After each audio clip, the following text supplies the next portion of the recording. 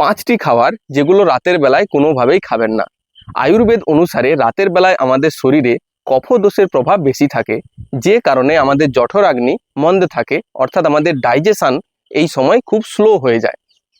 যে 5টি খাবার আপনি এড়িয়ে চলবেন, নম্বর 1 কার্ড বা দই। দই আমাদের শরীরে কফদোষের প্রভাবকে বাড়িয়ে দেয়, ফলে কফজনিত যে সমস্ত সমস্যা, যেমন ঠান্ডা লেগে যাওয়া, হার্টের সমস্যা, এই সমস্যাগুলো বেড়ে যেতে পারে যদি আপনি রাতের বেলায় দই খান।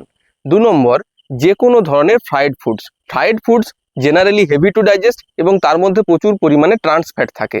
রাতের বেলায় এই খাবারটিকে হজম করার মতো আমাদের জঠরাগ্নি থাকে না, যে কারণে এটিকে এড়িয়ে চলা খুবই ভালো।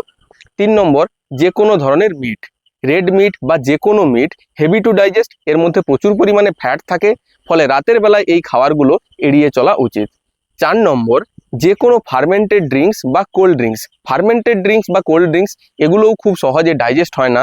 ফার্মেন্টেড ড্রিঙ্কস দুপুরবেলা নেওয়া যেমন ভালো, কিন্তু রাতের বেলায় নিলে আমাদের শরীরে অ্যাসিডিটি হতে পারে এবং কোল্ড ড্রিঙ্কস আমাদের ডাইজেশনকে আরও স্লো করে দিতে পারে, ফলে আমাদের শরীরে তৈরি হতে পারে। এবং 5 নম্বর যে কোনো র ফুডস বা স্যালাড। রাতের বেলায় র ফুডস বা স্যালাড নিলে সেটা ডাইজেস্ট করা খুবই ডিফিকাল্ট হয়ে যায়, এবং আনডাইজেস্টেড ফুডস মানেই যেটা আমাদের শরীরে দীর্ঘ সময়ে বিভিন্ন সমস্যা তৈরি করে।